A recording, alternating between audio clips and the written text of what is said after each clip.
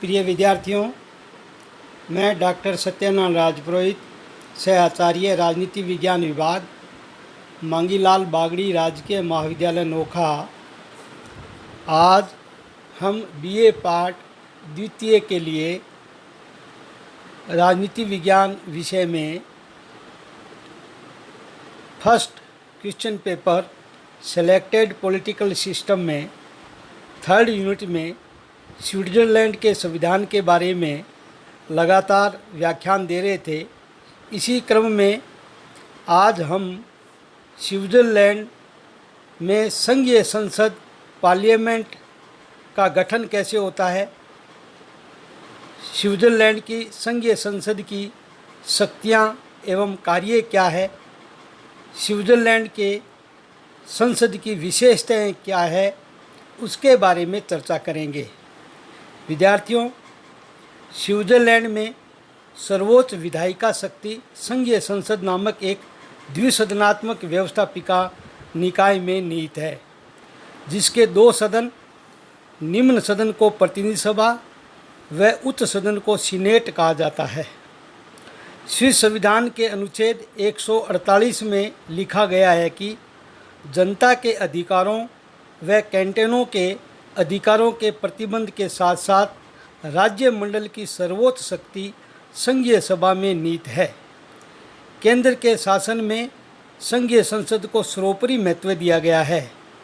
इस संसद द्वारा पारित किसी भी कानून को कार्यपालिका या सर्वोच्च न्यायालय अवैध घोषित नहीं कर सकता है। इस प्रकार स्विट्ज़रलैंड की संघीय संसद एक सर्वोच्च व्यवस्थापिका है। अब हम स्विट्ज़रलैंड की संघीय संसद की कुछ विशेषताओं के बारे में चर्चा करेंगे। स्विट्ज़रलैंड की संसद की कुछ प्रमुख विशेषताएं हैं जो इस प्रकार है। सर्वप्रथम, इंग्लैंड की संसद को छोड़कर संसार के और किसी भी देश की संसद इतनी शक्तिशाली नहीं है जितनी स्विस संघीय संसद है। स्विट्ज़रलैंड की संसद संविधान के अनुसार सर्वोच्च अंग है।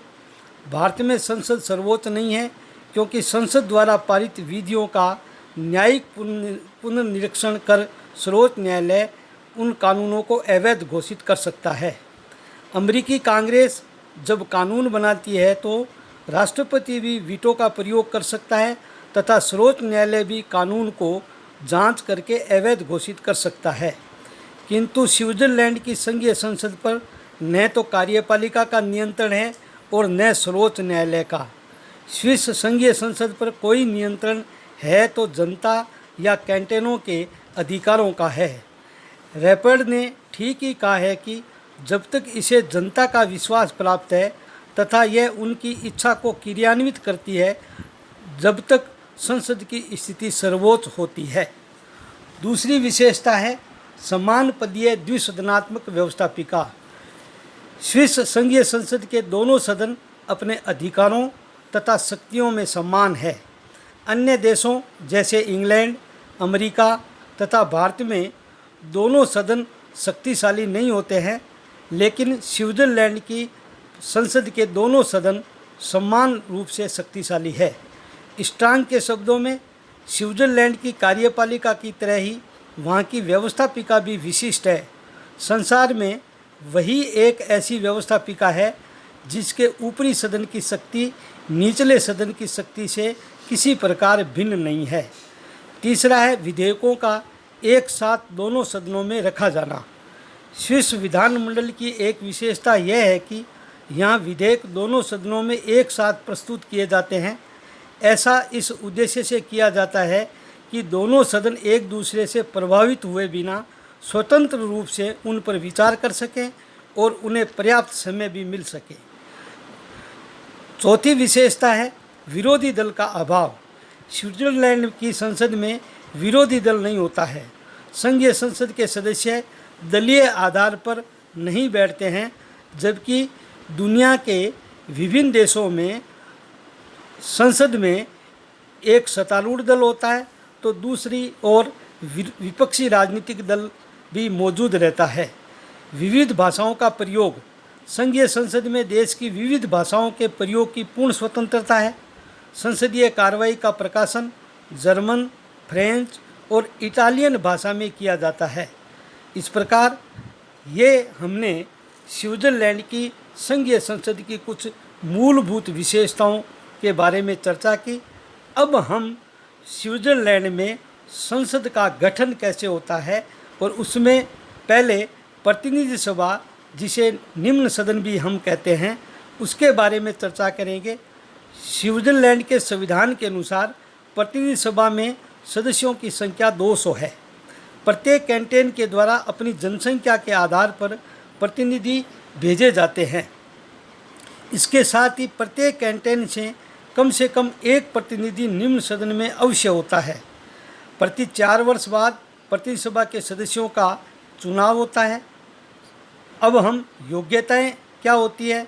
स्विट्ज़रलैंड में 18 वर्ष या अधिक आयु वाले प्रत्येक स्त्री पुरुष को वोट देने का अधिकार है।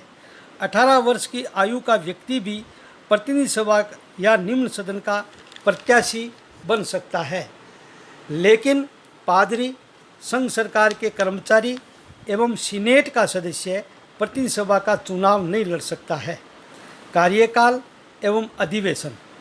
निम्न सदन प्रतिनिधि सभा का कार्यकाल 4 वर्ष है। इस सदन को कार्यपालिका समय से पूर्व भंग नहीं कर सकती है। स्विट्ज़रलैंड में संसद तभी भंग की जा सकती है जब संविधान के पूर्ण संशोधन का प्रस्ताव स्विस जनता जनमत संग्रह के द्वारा पारित कर देती है, तभी स्विट्ज़रलैंड में संसद को भंग किया जाता है, अन्यथा यह एक स्थायी सदन है। प्रतिनिधि सभा की बैठक वर्ष में 4 बार होती है। मार्च, जून, सितंबर और दिसंबर माह में इनकी बैठक होती है। गणपूर्ति कुल सदस्य संख्या का बहुमत रखी गई है। अध्यक्ष एवं उपाध्यक्ष या पदाधिकारी। संविधान के अनुसार यह व्यवस्था की गई है कि प्रतिनिधि सभा प्रत्येक सत्र के लिए एक अध्यक्ष एवं एक उपाध्यक्ष का निर्वाचन करेगी, परंतु आजकल परंपरा के अनुसार प्रत्येक 1 वर्ष के लिए अध्यक्ष एवं उपाध्यक्ष का चुनाव किया जाता है। अध्यक्ष का कार्य बैठकों की अध्यक्षता करना, सदन में शांति व्यवस्था बनाए रखना तथा सदन की कार्रवाई को चलाना है। दोनों सदनों के संयुक्त अधिवेशन की अध्यक्षता भी प्रतिनिधि सभा का अध्यक्ष ही करता है। अब हम उच्च सदन, जिसे सीनेट के नाम से जाना जाता है, उसके गठन कैसा होता है उसके बारे में चर्चा करेंगे। स्विट्ज़रलैंड में उच्च सदन को सीनेट कहा जाता है। सीनेट में पूर्ण कैंटन को 2 प्रतिनिधि तथा अर्ध कैंटन को 1 प्रतिनिधि चुनकर भेजने का अधिकार है। सीनेट में कुल सदस्यों की संख्या 46 है, क्योंकि स्विट्ज़रलैंड में 26 कैंटन है, जिसमें 20 पूर्ण कैंटन एवं 6 अर्ध कैंटन है। सीनेट के सदस्यों की योग्यताएं। सीनेट के सदस्यों की योग्यता वही है जो प्रतिनिधि सभा के सदस्यों की है। कोई व्यक्ति जो कैंटन से सीनेट का चुनाव लड़ना चाहता है वह उसी कैंटन का नागरिक होना चाहिए और 18 वर्ष की आयु पूर्ण कर चुका हो। कार्यकाल।